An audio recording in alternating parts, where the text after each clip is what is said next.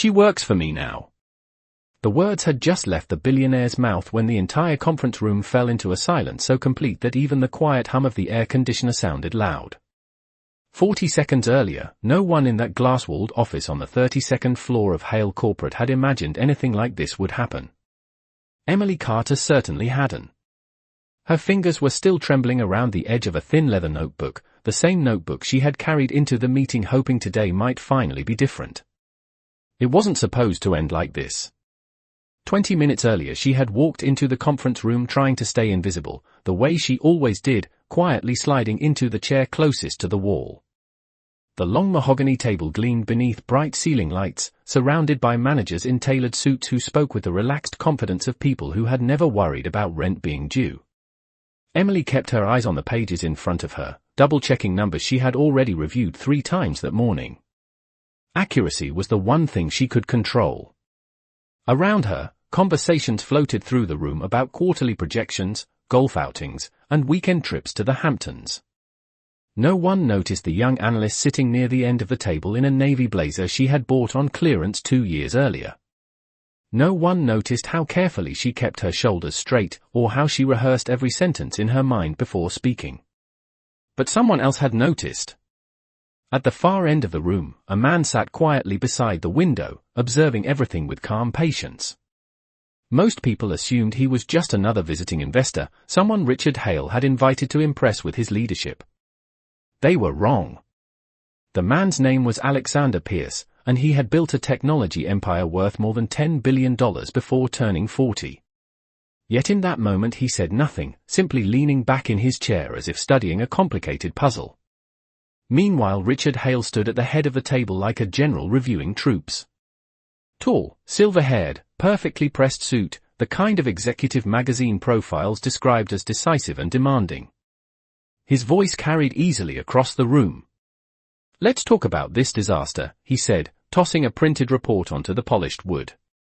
The pages slid across the table until they stopped in front of Emily. Her name was on the cover sheet. A few people shifted in their chairs. One manager cleared his throat. Emily felt heat rise in her cheeks but forced herself to look up. She had spent 2 weeks preparing that analysis, staying up past midnight after her second job tutoring high school students just to make sure every figure was right. "Mr. Hale," she began carefully, "if you look at page..." "No," Richard interrupted, his voice sharp enough to cut through the room. "What I see is someone who clearly doesn't understand the level of work expected here." A quiet ripple moved around the table. Some people stared at their laptops. Others watched with thin smiles that didn't quite hide their curiosity. Emily's grip tightened on the notebook. She had experienced this before. Richard Hale didn't just criticize. He performed. And today, she realized with a sinking feeling, she had become the center of the show. Emily Carter had learned something during her 2 years at Hale Corporate, something no employee handbook ever mentioned and no orientation meeting ever explained. The people who worked the hardest were not always the ones who were noticed. Often they were simply the easiest ones to blame.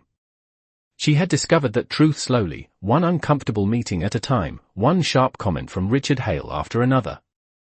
At 25 years old, Emily had arrived at the company with the kind of quiet optimism that came from believing hard work would eventually speak for itself. She had graduated near the top of her class from a small state university in Ohio, majoring in business analytics while balancing 2 part-time jobs and helping care for her mother after a long illness. When the offer from Hale Corporate arrived in her email inbox almost 18 months earlier, she had stared at the screen for a full minute before realizing it was real. The starting salary was more money than anyone in her family had ever earned in a single year. The office was located in a downtown tower overlooking the Chicago River. And the company had a reputation for fast growth, the kind of place ambitious people used as a stepping stone toward bigger opportunities. What the recruiting brochure did not mention was Richard Hale. In public interviews he was often described as brilliant and demanding, a man who expected excellence and refused to accept excuses. In reality he ruled the office with a colder philosophy.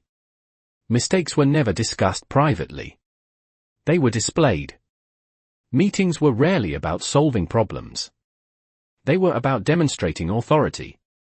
Employees learned quickly that the safest strategy was silence. Emily had tried to adapt the same way everyone else did.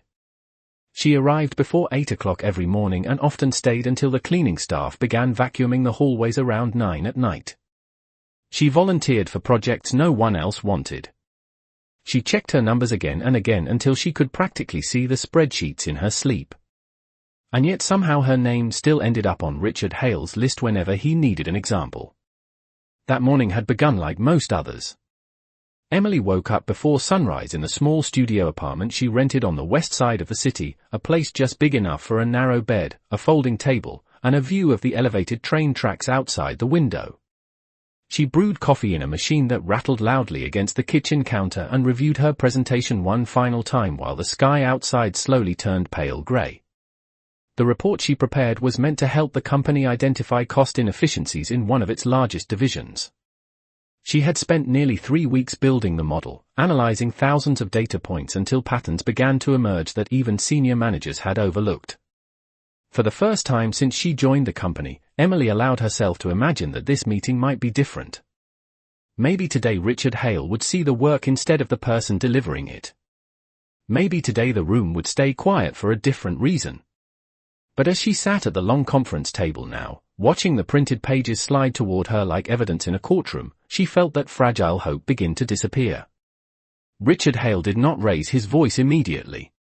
That was part of the performance. Instead he slowly picked up the report Emily had prepared and held it between 2 fingers as though it were something mildly inconvenient that had ended up on his desk. The silence stretched across the conference room, long enough for every person at the table to sense what was coming. Emily felt the attention shift toward her like a spotlight. She kept her posture straight, hands folded carefully over the edge of her notebook, reminding herself to breathe slowly and speak clearly when the moment came. Across the room the tall windows framed a bright Chicago morning, sunlight reflecting off the river 30 stories below, but inside the conference room the atmosphere felt heavy and still. Richard flipped through the first few pages with deliberate slowness, occasionally pausing as though searching for something worth acknowledging. "Let us talk about this analysis," he said finally, setting the report down on the table with a soft but deliberate tap. 3 weeks of work, according to the project schedule. Emily nodded once. "Yes, sir. I analyzed the distribution expenses across 4 divisions and identified a pattern of duplicated logistics costs. If the company consolidates those routes we could reduce overhead by nearly 15% over the next fiscal year." A few people around the table glanced up from their screens. 15% was not a small number. Even one of the senior analysts leaned forward slightly as if hearing the estimate for the first time. For a brief second Emily believed the room might actually consider the idea. Richard Hale, however, only leaned back in his chair and steepled his fingers together. The faint smile on his face did not carry any warmth. 15%, he repeated slowly, as though testing the sound of the number. "That is impressive. Truly impressive." The words hung in the air with a tone that made several employees lower their eyes. Emily had heard that tone before. Praise from Richard Hale was rarely genuine. It was usually the calm moment before the correction. He turned the report around so the cover page faced the room. Emily's name was printed clearly beneath the title of the analysis. "Tell me something, Miss Carter," he continued, his voice carrying easily across the polished table. "When you were building this model, did it occur to you that perhaps the senior management team might already be aware of these logistics routes?" Emily felt a small knot tighten in her stomach but answered carefully. "Yes, sir. The routes themselves are known. The inefficiency comes from the scheduling overlap between divisions. The model shows that combining certain shipments could reduce the total miles driven each month by more than 8,000 miles. One manager near the middle of the table quietly tapped a calculator on his phone, eyebrows lifting slightly as he ran the numbers. 8,000 miles per month translated into fuel, labor, and maintenance savings that could reach several $100,000 a year. But Richard Hale did not look at the numbers. He looked directly at Emily. "That is fascinating," he said with smooth patience. Because what it tells me is that you spent 3 weeks building a report explaining something the leadership team already understands. The faint ripple of tension around the table returned. Emily opened her mouth to clarify, but Richard lifted a hand gently as though stopping a presentation that had already run too long. Emily felt the room tilt slightly, not physically but in the subtle way a person senses the shift of attention in a crowded space. Richard Hale had a talent for controlling that shift. With a single raised eyebrow or a carefully timed pause, he could guide every pair of eyes in the room exactly where he wanted them to go. And right now they were all focused on her. "Sir," Emily said carefully, forcing calm into her voice, "the report is not explaining the routes themselves. It shows that the divisions schedule their deliveries independently, which means trucks often travel the same highways on the same days carrying partial loads. If the company coordinated those schedules, the system could eliminate thousands of unnecessary miles each month." She slid a printed page slightly forward on the table, pointing to a graph where the overlapping routes formed a pattern of bright red lines. For a brief moment the numbers spoke for themselves. Even the quiet clicking of keyboards stopped as several managers leaned closer to look. But Richard Hale did not follow the graph. He looked only at Emily, and the faint smile on his face slowly widened in a way that felt less like approval and more like amusement. "Miss Carter," he said gently, as if explaining something obvious to a student who had missed the point of a lesson, "do you understand the difference between analysis and usefulness?" The question hung in the air. Emily hesitated, unsure where the conversation was turning. "Usefulness," Richard continued before she could answer, "comes from recognizing what actually matters to the people running a company." He lifted the report again and gave it a small wave above the table. "A spreadsheet that reorganizes delivery routes might save a few gallons of fuel, but it does not address the strategic priorities we are discussing in this meeting." The words were spoken calmly, almost politely, but the implication landed like a quiet dismissal. Several employees lowered their gaze to their laptops. A few exchanged quick glances that said more than their silence allowed them to express. Emily felt the familiar pressure behind her eyes that appeared whenever she realized a conversation was no longer about the work itself. It had become something else. Richard leaned forward slightly, resting his palms on the polished wood of the table. "Let me put this another way," he said. "The leadership team asked for insights about growth opportunities. What you delivered is a report about truck mileage." The sentence drew a faint chuckle from one of the managers near the door. It was not loud, but in the stillness of the conference room it echoed more than the man probably intended. Emily kept her gaze steady on the papers in front of her. She could feel the moment slipping away, the careful preparation of the past 3 weeks shrinking into something smaller with each passing second. Across the table, the quiet observer near the window continued to watch without speaking. Alexander Pierce had not opened his laptop or taken notes like the others. His attention remained fixed on the exchange with the calm patience of someone studying a complicated negotiation.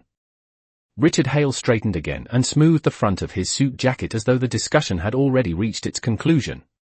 "In the future," he said, his voice carrying easily through the room, "I suggest focusing on ideas that reflect the level of thinking this company requires." The comment landed softly but firmly, and the room returned to silence as everyone waited to see how Emily Carter would respond. Emily felt the quiet weight of the room pressing in from every direction. She had experienced difficult meetings before, but there was something different about this moment, something sharper in the way Richard Hale's words settled across the long conference table. The report still rested in front of her, the pages filled with charts and calculations that had taken weeks of careful work, yet now it looked smaller somehow, as if the effort behind it had been quietly erased. Emily inhaled slowly and lifted her eyes. "Sir," she said with steady respect, "the logistics analysis is connected to growth strategy. Lower transportation costs would increase our operating margin across every division. That margin could then be reinvested into expansion." Her voice was calm, but inside she felt the familiar tension that came from speaking in a room where most people had already decided which side of the conversation they preferred to stand on. Richard Hale tilted his head slightly as though considering the explanation. For a moment it appeared he might actually engage with the argument. Instead he gave a soft laugh that did not quite reach his eyes. "Expansion," he repeated, drawing the word out slowly. Miss Carter, this meeting is about market positioning and investor confidence. We are discussing multi-million-dollar decisions. He tapped the cover page of her report with one finger. And you are presenting a plan about delivery trucks. A few quiet smiles appeared around the table, quickly hidden behind coffee cups and laptop screens. No one wanted to be the first person to laugh openly, but the message had already landed. Emily kept her hands folded on the notebook in front of her, refusing to let them shake. She knew this pattern now. Richard Hale would continue until the conversation stopped being about data entirely. It would become a demonstration, a reminder to everyone in the room that authority belonged to him alone. Across the table, one manager adjusted his tie and avoided looking in her direction. Another began typing notes that had nothing to do with the discussion. Silence spread through the room again, the kind of silence that encouraged the performance to continue. Richard Hale slowly walked around the head of the table, stopping near Emily's chair. The movement was not aggressive, just deliberate, the way someone might circle a presentation board before delivering the final critique. Let me offer you some advice, he said, folding his arms. When you are new in a company like this, the smartest thing you can do is observe. Listen. Learn how decisions are made before trying to explain them to people who have been doing this for decades. The words were spoken smoothly, almost like mentorship, but the implication was unmistakable. Emily felt the heat rising behind her eyes again, though she kept her expression composed. 3 weeks of analysis, late nights, and careful calculations were being reduced to a lesson about knowing one's place. From the corner of the room, Alexander Pierce continued watching the exchange with quiet attention. Unlike the others, he had not looked away or pretended to work on something else. His gaze moved from Richard Hale to Emily Carter and back again, studying both the argument and the atmosphere surrounding it. Richard Hale returned to the head of the table and brushed imaginary dust from the edge of his sleeve. In fact, he said, his tone turning lighter as though he had reached the final point of the demonstration, this report illustrates something important about efficiency after all. The room waited. It shows how easily time can be wasted when someone focuses on the wrong problem. The sentence settled across the conference table, and for a moment no one spoke as every person in the room understood exactly who that comment was meant to describe. The silence after Richard Hale's final remark lingered across the conference room like a slow settling fog. No one spoke.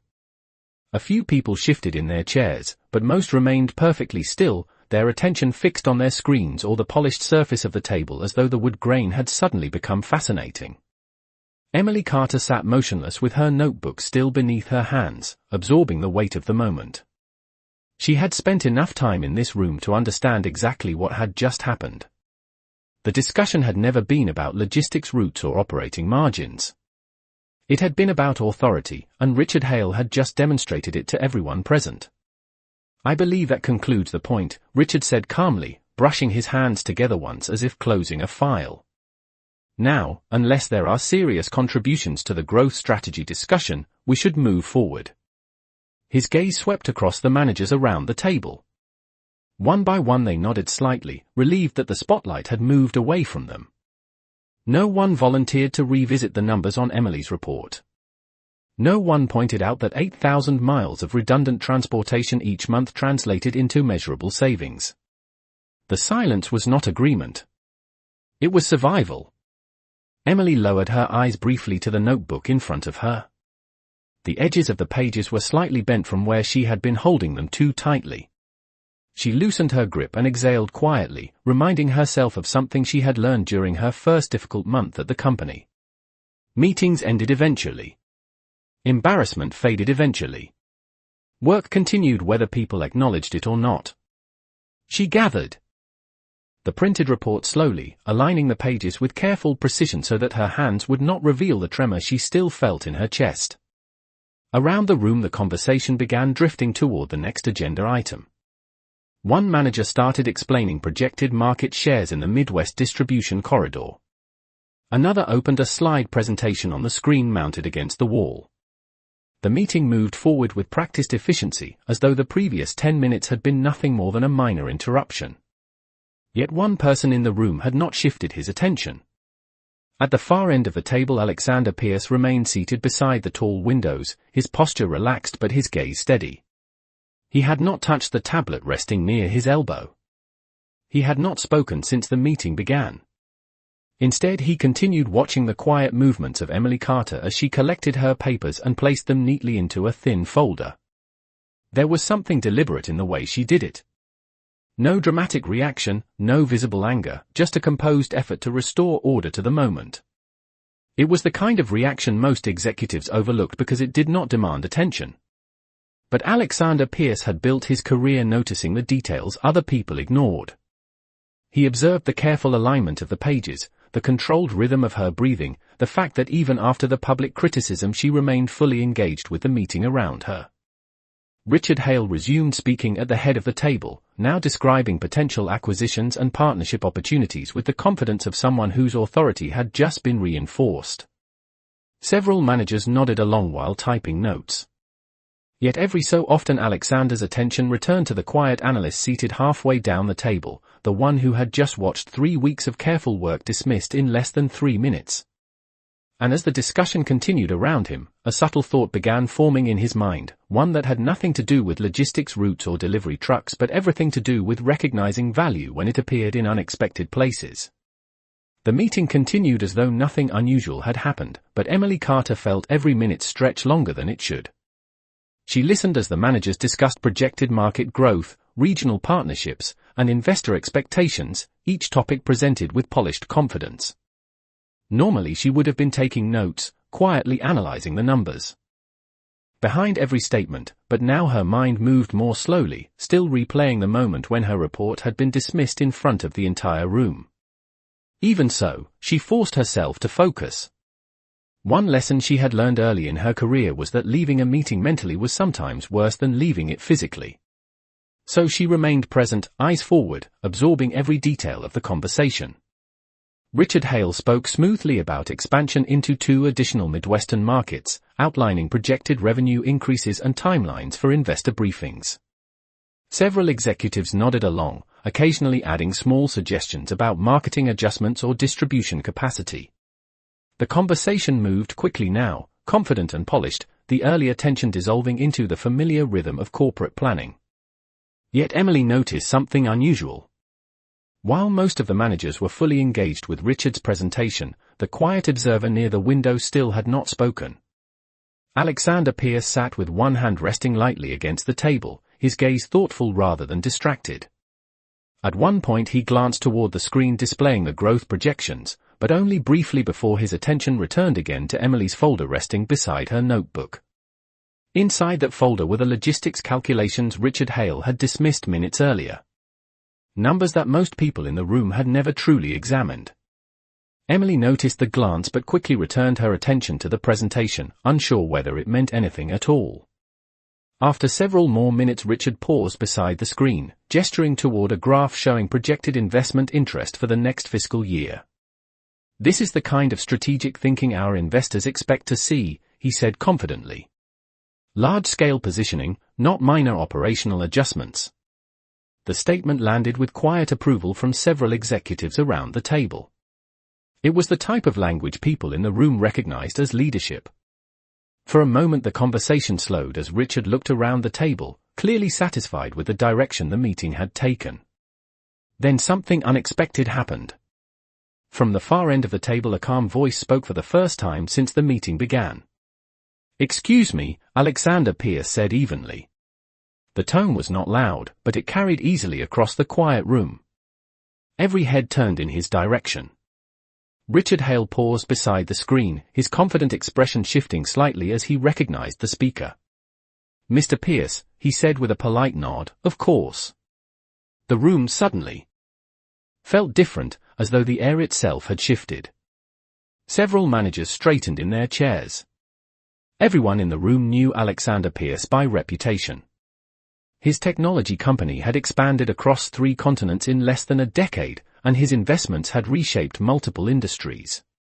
When someone like that spoke during a meeting, people listened. Alexander did not immediately continue. Instead he looked briefly toward the folder beside Emily's notebook before returning his attention to Richard Hale. I was curious about something, he said calmly, his expression thoughtful rather than confrontational. Earlier you mentioned efficiency and strategic priorities. May I ask a question about the logistics analysis we just discussed?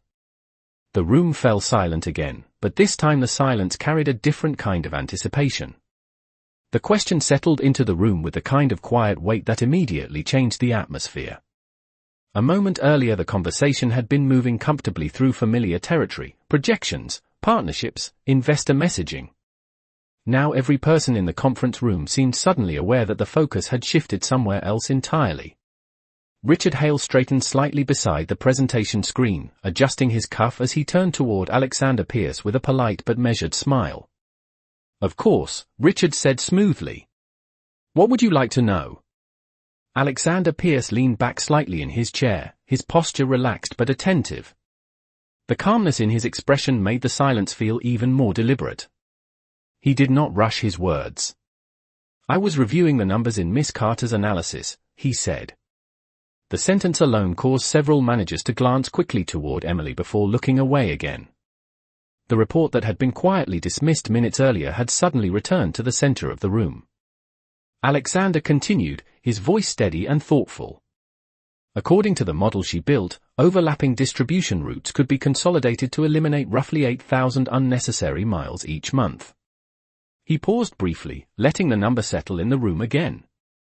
If I understand correctly, that would reduce transportation costs by several $100,000 per year. No one spoke. Richard Hale's smile remained in place, but there was a faint tightening at the corners of his mouth now. Operational efficiencies are always worth reviewing, Richard replied, choosing his words carefully. But as I mentioned earlier, our leadership discussion today is focused on broader strategic growth. Alexander nodded once as if acknowledging the explanation, though his attention did not leave Richard's face. I appreciate that, he said. However, I have found that sustainable growth often begins with operational clarity. A few executives shifted slightly in their seats. It was not a criticism, not exactly, but the tone of the comment carried an authority that was difficult to ignore. Alexander's gaze moved briefly toward Emily's folder again before returning to the head of the table. 8,000 miles per month, he repeated quietly. That is nearly 100,000 miles per year. He rested his hands lightly on the table. Out of curiosity, how many delivery vehicles operate across those divisions? The question was simple, almost casual, but it introduced a calculation that several people in the room began working through in their heads. One manager quietly opened a spreadsheet on his laptop. Another looked toward the logistics director seated near the end of the table. Richard Hale answered first. Approximately 40 trucks across the combined routes, he said evenly. Alexander nodded again. Then Miss Carter's model suggests those vehicles are collectively driving the equivalent distance from Chicago to Los Angeles more than 30 times each year without necessity. The room grew very still. Numbers that had seemed small moments earlier now carried a different scale entirely. Emily felt her pulse quicken slightly as the logic of the model resurfaced in front of everyone. She had spent days verifying those calculations. Yet until this moment no one had asked the questions that made the savings visible. Richard folded his hands together calmly, maintaining the controlled confidence that had defined the meeting so far. Operational improvements can certainly be explored, he said. But again, our focus today is growth positioning. Alexander Pierce remained quiet for a moment after that response, studying the room with the thoughtful patience of someone evaluating more than just the numbers on a page. When he finally spoke again, his voice was still calm, but the direction of the conversation had unmistakably changed. I agree that growth matters, he said. But I have always believed that the way a company treats good ideas tells investors more about its future than any presentation slide. The conference room remained completely silent after Alexander Pierce finished speaking. His words had not been loud, yet they carried the quiet authority of someone who had built companies large enough to influence entire industries. Around the table several executives exchanged careful glances, the kind people share when a conversation has suddenly moved beyond the expected script. Richard Hale kept his posture composed beside the presentation screen, though the confident rhythm he had controlled earlier was no longer quite the same. He folded his hands together slowly and gave a polite nod. "Naturally," Richard said. "Every idea is considered. Leadership simply has to determine which ones align with the company's priorities." His tone remained professional, but the room no longer responded with the same automatic agreement. Alexander Pierce observed him calmly for a moment before speaking again. "That is reasonable," he said. "However, there is another aspect of this situation that interests me." His gaze moved briefly toward the folder resting beside Emily Carter's notebook. The analysis we just discussed did not appear to come from a senior executive. It came from someone who spent the time examining the details closely enough to find a pattern others overlooked. The words were simple, yet they caused several managers to shift in their chairs.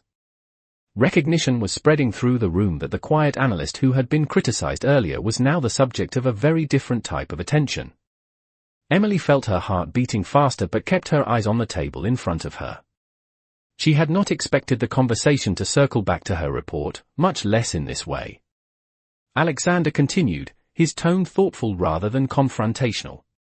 100,000 unnecessary miles per year is not a minor operational adjustment. It is a measurable efficiency improvement. In many organizations, that type of insight becomes the starting point for larger strategic decisions. He turned slightly toward the screen where Richard's presentation remained paused. After all, growth is not only about expansion into new markets. It is also about using existing resources wisely. A few executives nodded subtly at that point, the logic difficult to ignore. Richard Hale responded quickly, maintaining the confident professionalism expected from someone in his position. "Operational insights are valuable, certainly," he said. "But leadership must maintain focus on initiatives that influence investor confidence at scale." Alexander listened without interrupting, then rested his hands lightly on the table again. The calm expression on his face suggested he was not debating the point so much as examining the reasoning behind it. "Investor confidence," he said slowly, "often depends on whether a company demonstrates the ability to recognize good thinking wherever it appears." His eyes moved briefly toward Emily Carter. It was the first time he had looked at her directly since the discussion began. The glance was not dramatic, simply attentive, as though acknowledging the person responsible for the numbers now being discussed around the room. Then he returned his gaze to Richard Hale. "Which brings me to something I find interesting," Alexander said evenly. "If this analysis identifies a six-figure efficiency improvement, why was the discussion redirected so quickly instead of explored further?" The question hung in the air without accusation, yet its meaning was unmistakable. The room remained quiet, but the atmosphere had changed again. For the first time since the meeting began, Richard Hale was no longer the only person guiding the direction of the conversation. Richard Hale did not answer immediately. The question Alexander Pierce had just asked did not contain any accusation, yet it carried the kind of quiet precision that made every person in the conference room understand the importance of the moment. Richard remained standing beside the presentation screen with the calm posture of someone accustomed to controlling every meeting he entered. Still, there was a subtle change now. The smooth rhythm he had directed earlier was gone, replaced by a more careful choice of words. In a large organization, Richard began evenly, leaders must evaluate ideas in the context of broader priorities. Operational details sometimes appear significant in isolation, but the executive team must focus on the strategic picture. He gestured lightly toward the paused presentation slide behind him, where projected growth curves stretched upward across the screen. "Our investors expect to see vision and direction.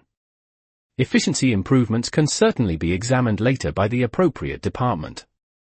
Several managers nodded cautiously, though the agreement felt less certain than it had earlier. The room sensed that the explanation was not quite closing the discussion. Alexander Pierce listened without interrupting, his expression thoughtful rather than confrontational. When Richard finished speaking, Alexander remained silent for a moment as though weighing the answer carefully. Then he spoke again, his voice calm and measured. "That is one way to approach leadership," he said. "Another way is to recognize that strategy often begins with the people who are paying attention to the details." His eyes moved briefly toward Emily Carter again. She felt the glance but did not look up, keeping her focus on the closed folder resting beside her notebook. "Miss Carter," Alexander continued gently, "would you mind clarifying something for the room?" The sudden shift of attention toward her caused several executives to turn in their chairs. Emily looked up slowly, surprised but composed. "Yes, sir," she said. Alexander nodded toward the folder. "In your analysis, when you identified the overlapping routes, did you calculate how long it would take the company to implement the consolidation?" Emily felt the familiar instinct to remain cautious in a room where every word mattered, but the question itself was straightforward. "Yes, sir," she answered. "Based on the scheduling data I reviewed, the consolidation could be implemented within 60 to 90 days. The majority of the change involves coordinating existing delivery schedules rather than adding new infrastructure." A few executives exchanged quiet glances. 90 days was not a long timeline in a company that planned strategies years in advance. Alexander nodded thoughtfully. "And the cost of implementing those adjustments?" Emily turned one page inside the folder and glanced at the numbers she already knew by memory. "Minimal," she replied. "It mostly involves route planning and updated scheduling software configurations. The estimated adjustment cost is less than $15,000. The room grew very still. Several managers instinctively compared that figure to the six-figure annual savings Alexander had just described. Richard Hale remained composed, though the slight tightening in his jaw returned. Alexander Pierce leaned back slightly in his chair again, studying the room with quiet patience. "That is interesting," he said softly. "Because from an investor's perspective, identifying a solution that saves several $100,000 per year with an implementation cost of $15,000 is not a minor operational detail." His gaze moved calmly across the executives at the table. "It is an example of exactly the kind of thinking that makes companies stronger." No one spoke. For the first time since the meeting began, the quiet analysis Emily Carter had prepared was no longer a dismissed report. It had become the center of the conversation. For several seconds after Alexander Pierce finished speaking, no one in the conference room moved. The numbers Emily Carter had calculated now hung in the air with a weight that no one could dismiss as easily as before. Hundreds of thousands of dollars in annual savings, implemented in less than 3 months, for an investment smaller than most departments spent on office furniture in a year. The logic was simple. The silence around the table suggested everyone understood it. Richard Hale remained standing beside the presentation screen, his posture still composed, though the confident rhythm he had controlled earlier had clearly shifted. The room was no longer moving according to his script. Alexander Pierce did not rush the moment. He allowed the quiet to settle naturally before speaking again, his voice calm and steady. "Miss Carter," he said, "thank you for clarifying those numbers." Emily nodded slightly. "Yes, sir." Alexander turned his attention back toward Richard Hale. His expression was thoughtful rather than critical, but the direction of the conversation had unmistakably changed. "It appears that this company has someone capable of identifying operational efficiencies that translate directly into measurable financial improvement," he said. "That is the type of thinking investors tend to notice." A few executives at the table shifted slightly in their chairs. One of them closed his laptop slowly as though realizing the meeting had reached a point where listening mattered more than taking notes. Richard Hale responded carefully, maintaining the professional tone expected from a senior executive. "We certainly appreciate initiative from our employees," he said. "However, leadership must maintain focus on initiatives that align with our broader growth strategy." Alexander studied him quietly for a moment before answering. "Growth strategy is important," he said. "But so is the environment where those ideas appear." His gaze moved across the room, taking in the silent executives seated around the table. Companies do not become stronger only because of their executives. They become stronger because the people inside them feel encouraged to notice problems and solve them. No one spoke. Several managers now avoided looking directly at either Richard or Emily, as though aware that the earlier moment in the meeting had taken on a new meaning. Alexander continued calmly. When a junior analyst identifies an efficiency improvement worth hundreds of thousands of dollars per year, that insight should be explored carefully. His eyes returned briefly to Emily Carter. Not dismissed before the discussion begins. The sentence was not loud, but its meaning was clear. Emily felt a quiet wave of disbelief pass through her. A few minutes earlier she had been sitting in the same chair watching her work reduced to an example of wasted time. Now the same report was being discussed as an important discovery. Alexander leaned slightly forward in his chair, resting his hands lightly on the table. "Miss Carter," he said, "how long have you been with the company?" Emily answered honestly. 18 months, sir." Alexander nodded once. "And in those 18 months, how many operational reviews have you completed like this one?" Emily hesitated for only a moment. "Several smaller ones for my department, sir. This is the first analysis presented to the executive group." Alexander leaned back again, considering the answer. Then he looked directly at Richard Hale once more. "That is interesting," he said evenly. "Because recognizing people who think this way is exactly how companies build their next generation of leadership." The quiet that followed was different from the silence earlier in the meeting. This time it carried a sense that something important had just shifted inside the room. The conference room remained silent after Alexander Pierce finished speaking, but the silence no longer felt uncomfortable. Instead it carried the unmistakable sense that something important had just been revealed. Several executives glanced toward Emily Carter again, this time with a different kind of attention. Only minutes earlier they had watched her report dismissed as a minor operational distraction. Now the same analysis had become the most concrete financial insight presented in the entire meeting. Richard Hale stood beside the screen with the practiced composure of someone who had spent years managing difficult conversations. Yet the atmosphere in the room had shifted in a way that could not be easily redirected. Alexander Pierce did not raise his voice or press the discussion further. Instead, he simply allowed the numbers to remain visible in everyone's mind. After a moment he spoke again, his tone thoughtful and calm. "In my experience," he said, "companies reveal their real culture in moments like this." A few managers looked down at the table as he continued. "Not when presentations are polished and rehearsed, but when someone new notices something the rest of us missed." His gaze moved briefly across the group before returning to Richard Hale. "An organization that ignores those moments loses more than efficiency. It loses perspective." Richard responded carefully, keeping his tone professional.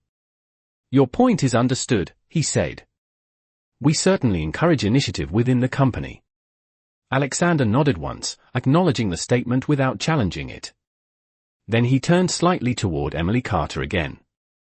"Miss Carter," he said, "if the consolidation you described were implemented, would the system require additional staff or new equipment?" Emily answered calmly, her voice steady despite the attention now focused on her. "No, sir. The existing fleet and drivers could handle the adjusted routes. The only change involves coordinating schedules more efficiently." Several executives exchanged quick looks at that answer. The implication was becoming clearer with each question. Alexander rested his hands lightly on the table again. "That means the improvement is not only inexpensive to implement. It also strengthens the company's operating margin immediately." He paused briefly before adding, "Investors tend to appreciate improvements that appear quickly and consistently." The room remained quiet as that observation settled in. One of the finance directors slowly reopened his laptop and began reviewing the earlier numbers again, this time with far more attention than before. The discussion that had been dismissed earlier now carried a different weight entirely. Richard Hale folded his hands together, maintaining the composed demeanor expected of a senior executive. "Operational adjustments can certainly be reviewed by the logistics department," he said. "We will evaluate the proposal internally." Alexander watched him for a moment before offering a small, thoughtful nod. "That seems reasonable," he replied. Then he added something that caused several people around the table to sit a little straighter in their chairs. "As you know, my firm is currently considering a significant investment in this company." The statement was not dramatic, yet its meaning was immediately understood. Every executive in the room knew that a potential investment from Alexander Pierce's organization could influence the future direction of Hale Corporate. Alexander's expression remained calm as he continued. When investors evaluate a company, they examine financial reports and market forecasts. But they also pay attention to something less visible. He looked around the room slowly. They observe how leadership recognizes the people who create real value inside the organization. The quiet that followed was deeper than any silence earlier in the meeting, because now everyone understood that the conversation was no longer only about logistics routes or operational efficiency. It was about something far larger. The conference room remained still after Alexander Pierce finished speaking, the kind of silence that carries meaning long after the words themselves fade. No one rushed to fill it. The executives around the table understood that the conversation had moved far beyond a discussion about delivery routes or quarterly projections. What had begun as an ordinary strategy meeting had quietly revealed something deeper about the company itself. Richard Hale stood beside the screen, maintaining the calm expression expected from someone in his position, but even he seemed to recognize that the tone of the room had changed. Alexander did not look confrontational. If anything, his demeanor remained patient and thoughtful, the way a person observes the final moments of a negotiation before deciding what comes next. After several seconds he spoke again, his voice steady and composed. "There is one final point I would like to make before we conclude," he said. Every person in the room focused on him immediately. Alexander rested his hands lightly on the polished table as he continued. When investors evaluate a company, they look at the numbers first. Revenue, margins, projections. Those things matter. He paused briefly, letting the familiar metrics settle in the air. But numbers alone do not explain why certain companies succeed while others slowly lose their advantage. His gaze moved across the room, meeting the eyes of several executives in turn. What often makes the difference is whether leadership recognizes the people who pay attention to the details that others overlook. The statement hung quietly between the polished walls of the conference room. Then Alexander turned his attention toward Emily Carter again. For the first time since the meeting began, he addressed her with a directness that surprised everyone present. "Miss Carter," he said calmly, "the analysis you prepared demonstrates exactly that kind of attention." Emily felt a quiet wave of disbelief pass through her, but she kept her posture steady. "Thank you, sir," she replied. Alexander nodded once.